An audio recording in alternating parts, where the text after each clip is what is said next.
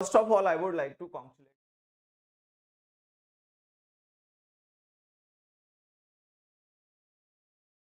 अगला, first of all I would like to congratulate you both for your wedding.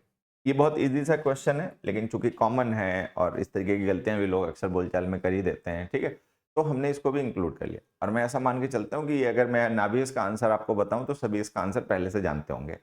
इसका ये जो question है, इसमें जो हम गलती करते हैं नॉर्थ इंडियंस, या मतलब वो उसकी सबसे बड़ी वजह होती है ट्रांसलेशन, कि हम ट्रांसलेट करते हैं।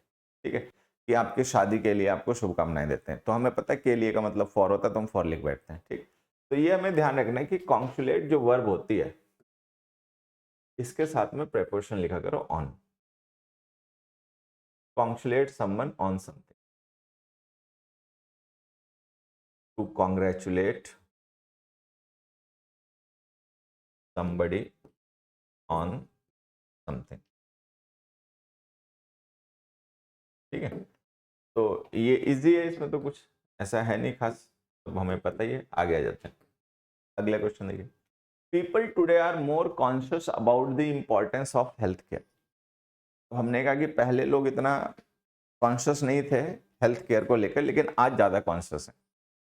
वजह, पहले लोगों का लाइफस्टाइल ऐसा था, हेल्दी लाइफस्टाइल था, उनको सेहत की चिंता ही नहीं करनी होती थी, क्योंकि उनका लाइफस्टाइल ऐसा था कि वो इतनी मेहनत करते थे, इतना एक्टिव रहते थे कि हेल्थ प्रॉब्लम्स होती ही नहीं थी। ठीक है, पहले ये साएं बाएं खाना पीना नहीं था, पहले इतनी बीमारियां नहीं थी, तो लोग उतना हेल्थ केयर को लेकर कंसर्न भी नहीं करते थे, क्योंकि वो फिट ही रहते थे नेचुरली। लेकिन अब क्या है, लाइफस्टाइल इस तरीके का है लोगों का, है कि नहीं, तो उनको अब अपना ध्यान रखना पड़ता है। खैर वो छोड़ते हैं। कॉन्शियस एडजेक्टिव जो होता है, हम कॉन्शियस हैं तो किस चीज से रिलेटेड है, उसके लिए प्रेपोजिशन लिखा करो ऑफ, कॉन्शियस ऑफ। ठीक है, to be conscious of something, to be conscious of something, सचेत होना किसी चीज को लेकर। ठीक, I am conscious of the consequences of my actions, I am conscious of the consequences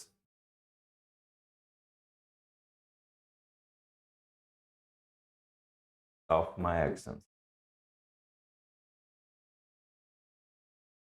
ठीक है, तो हमें ये ध्यान देना है, conscious of something, conscious word के साथ में एडजेक्टिव होता है ये वर्ड, इसके बाद में प्रेपोजिशन लिखा करो ऑफ। अगला देखिए, we are considering to visit Switzerland next year. कोई पर्सन कह रहा है कि हम अगले साल स्विट्जरलैंड विजिट करने के बारे में विचार कर रहे हैं। कंसीडर करना मतलब विचार करना। ठीक है, तो अब एक कॉन्सेप्ट होता है नॉन फाइनाइट वर्ब का, हम सब ने पढ़ा होगा, मैं ऐसे और आपको याद दिला देता हूँ कि अगर हम कभी किसी मेन वर्ब के साथ में कोई नॉन फाइनाइट वर्ब लिखें, जैसे हमने यहाँ पे लिखी है, अब यहाँ पर हमारी मेन वर्ब कौन है, कंसीडरिंग, और उसके बाद हमने एक नॉन फाइनाइट वर्ब लिखी इन्फिनेटिव। तो अगर हम कभी किसी मेन वर्ब के साथ में कोई ऐसा एक्शन लिखें, कोई ऐसी वर्ब लिखें जो उसके साथ ही होने वाली है साइमल्टेनियसली, तो उसको जेरेंट फॉर्म में लिखना चाहिए। अब अगर हम कोई चीज कंसीडर कर रहे हैं, हम कुछ विचार कर रहे हैं, तो इसका मतलब वो हमारे दिमाग में उस समय चल रहा है, तो साथ ही साथ में एग्जिस्ट कर रहा है। ऐसा तो नहीं हो सकता कि आप सोचो अभी, लेकिन जो सोचो वो हो बाद में। ठीक, जो आप सोच रहे हो आपके साथ ही साथ दिमाग में चल रहा है, वो प्रोसेस साथ में ही चल रही है, तो उसके लिए ना हमें जेरेंट का यूज करना चाहिए। तो कंसीडर वर्ब के साथ में अगर आपको कभी नॉन फाइनाइट वर्ब यूज करनी पड़े तो जेरेंट लिखा करो, visiting. We are considering visiting Switzerland next year. होता क्या है कि जो हम इन्फिनेटिव यूज करते हैं टू प्लस वर्ब की फर्स्ट फॉर्म, ठीक है, इसका यूज हम फ्यूचर, बाद के इवेंट्स, जो बाद में होने वाली घटनाएं होती हैं उनके लिए करते हैं। मतलब एक तरीके से हमारे प्लान्स होते हैं, डिसीजंस होते हैं, ठीक है, उनको इन्फिनेटिव फॉर्म में लिखा जाता है। क्योंकि जैसे हम कोई भी प्लानिंग करते हैं तो प्लानिंग पहले करनी पड़ती है काम की, जो काम बाद में हमें करना है, या हम कोई डिसीजन लेते हैं तो डिसीजन पहले लेना होता है एग्जीक्यूशन से, तो हम उसको इन्फिनेटिव फॉर्म में लिखते हैं। लेकिन जो साइमल्टेनियस एक्शन है, साथ में होने वाली सिचुएशंस हैं, उनको जेरेंट फॉर्म में लिखना चाहिए। ठीक है, मैं एक एग्जांपल से आपको ये बात समझा देता हूं, अगर अभी तक ना समझ में आई हो, वैसे तो आ गई होगी। जैसे हमने लिखा they enjoyed, they enjoyed watching the movie.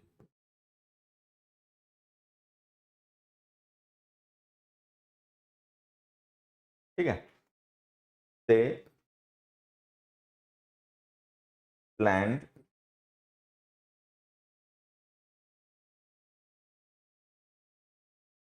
to watch the movie.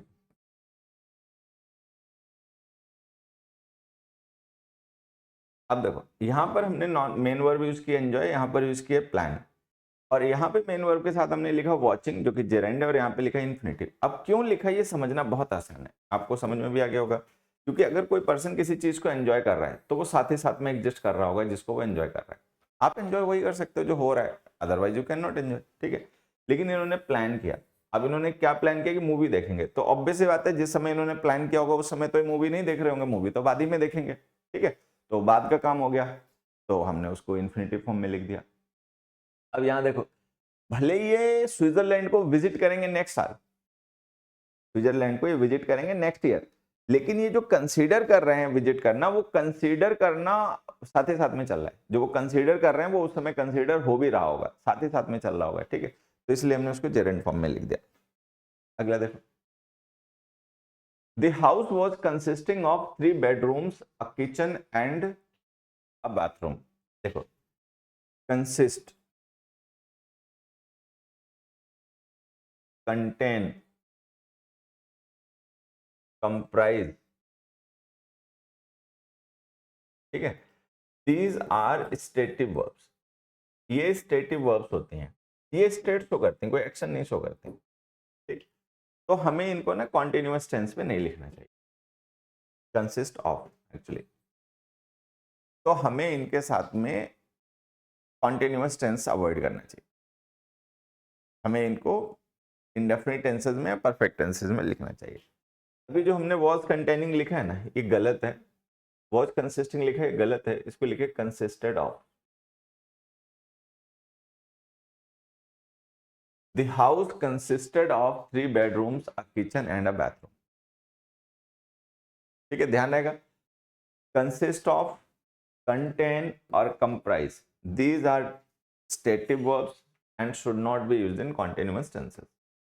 अगला देखो, you can contact with me any evening after 6, ये लोग बोलचाल में ऐसा गड़बड़ करते हैं, ठीक है, अब इसका कारण मैं नहीं जानता, मुझे तो लगता है ट्रांसलेशन में भी विद का यूज नहीं होना चाहिए, अगर लोग ट्रांसलेशन के अकॉर्डिंग यूज कर देते हैं विद, तो ट्रांसलेशन के अकॉर्डिंग भी नहीं होना चाहिए। Contact is a transitive verb, you can contact whom, you can contact whom can you contact, तो whom का रिप्लाई चाहिए, तो अगर whom का रिप्लाई चाहिए तो इसका मतलब वर्ब ट्रांसिटिव हो गई, तो डायरेक्ट ऑब्जेक्ट लिख दो, तो contact is a transitive verb, ये ध्यान रखना है, इसके साथ में डायरेक्ट ऑब्जेक्ट लिखा करो, कोई प्रेपोजिशन नहीं। नेक्स्ट देखिए, the wallet was containing about ₹2500, अभी जस्ट हमने पढ़ा कि कंटेन वर्ब जो होती है वो स्टेटिव वर्ब होती है और उसको हमें कॉन्टिन्यूअस टेंस में नहीं लिखना चाहिए, तो ये जो हमने लिख रखा है ना वॉज कंटेनिंग, ये गलत है, इसको हटाइए और इसको लिखे content.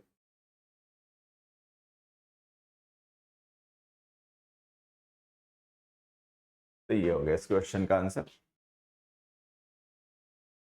The customs officer opened the suitcase and examined the content, बहुत अच्छे क्वेश्चन है। देखो यहां पर हमने एग्जामिन्ड वर्ब लिखी है और इसके बाद हमने इसका ऑब्जेक्ट लिखा है द कंटेंट, तो ये नाउन हो गया, ठीक। अब मैं पहले इसका आपको आंसर बता देता हूं और फिर उसके बाद मैं एक्सप्लेन करता हूं। आंसर इसका ये है बच्चे, ये जो कंटेंट हमने लिखा है ना, इसकी जगह लिखे कंटेंट्स, ये आंसर है। The customs officer opened the suitcase and examined the contents. अब हमें समझना है कि हमने कंटेंट हटा के कंटेंट्स क्यों लिखा, ये हमारा मतलब पॉइंट है जो हमें सीखना है। तो देखो, कंटेंट, कंटेंट, कंटेंट्स, एक पॉइंट मुझे आपको अलग से बताना पड़ेगा, वो मैं बता देता हूं। अभी ये जो दोनों वर्ड्स हम यहाँ पे डिस्कस करने जा रहे हैं ना, ये दोनों नाउन्स, ये दोनों ही नाउन्स हैं, ये हमें मान के चलना है। अदरवाइज कंटेंट वर्ड जो होता है ये एडजेक्टिव भी होता है और इसका मतलब होता है कॉम्प्लेसेंट। कॉम्प्लेसेंट का मतलब सेल्फ सेटिस्फाइड शांत, he is quite content person, ठीक है। तो कंटेंट वर्ड को अगर हम एज एन एडजेक्टिव यूज करेंगे, मैं बता देता हूँ, अपने नोट्स वगैरह बनाते हैं तो बाद में लिख लेना उसमें। कंटेंट वर्ड को अगर हम एज एन एडजेक्टिव यूज करेंगे तो इसका मतलब होता है कॉम्प्लेसेंट, सेल्फ सेटिस्फाइड, आत्मसंतुष्ट, संतोषी व्यक्ति, ठीक है। He is quite content, he is quite content with what ever he है, जो भी उसके पास है वो उतने में खुश है। जब हम इन दोनों वर्ड्स को एज ए नाउन यूज करते हैं तो इनमें क्या डिफरेंस होते हैं हमें ये समझना है। देखो, कंटेंट वर्ड जो होता है इसका मतलब होता है थीम। जैसे कोई मूवी है, कोई ऐसे है, कोई स्पीच है, ठीक है, तो जो उसका कोर है, कोर मैसेज जो वो डील कर रही है, उसको हम कंटेंट कहते हैं। यूजली इसका रेफरेंस पॉजिटिव होता है, content was good, content creator होता है ना, आजकल एक टर्म यूज होता है सोशल मीडिया में बड़ा, कंटेंट क्रिएटर, ठीक है। तो कंटेंट क्रिएटर का मतलब जो अच्छी चीज बनाने वाला पर्सन है, अच्छा कंटेंट क्रिएट करता है। तो यूजली जब हम कंटेंट वर्ड का यूज करते हैं तो वहां पे कहीं ना कहीं पे हमारी पॉजिटिव फीलिंग उसके साथ में अटैच्ड होती है, ठीक है। What everyone like the content of the movie. तो कंटेंट का मतलब थीम, बेसिक आइडिया, जिस्ट, ये होता है। अच्छा, जब हम कंटेंट से लिख देते हैं तो कंटेंट्स का मतलब हो जाता है इंक्लूडेड थिंग्स। कोई भी चीज है उसमें जो जो चीजें शामिल हैं, चाहे वो अच्छी हैं चाहे वो बुरी हैं, ठीक है, उन सबको इन जनरल हम कंटेंट्स कहते हैं।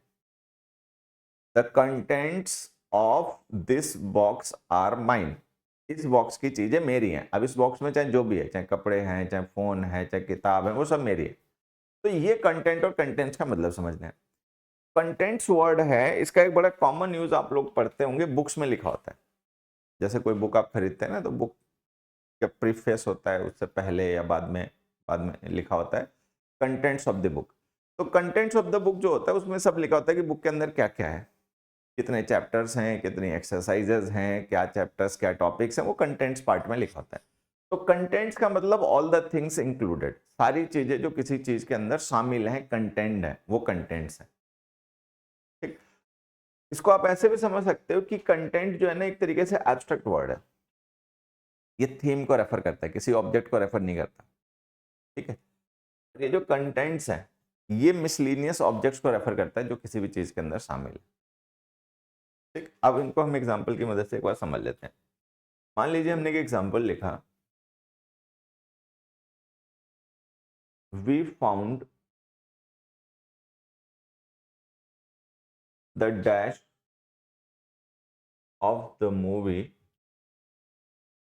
या story very inspiring,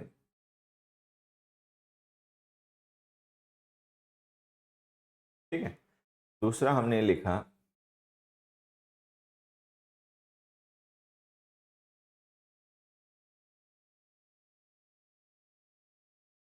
some dash of the room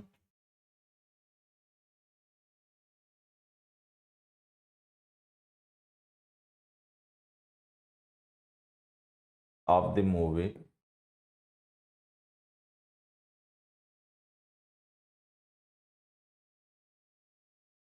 were objectionable.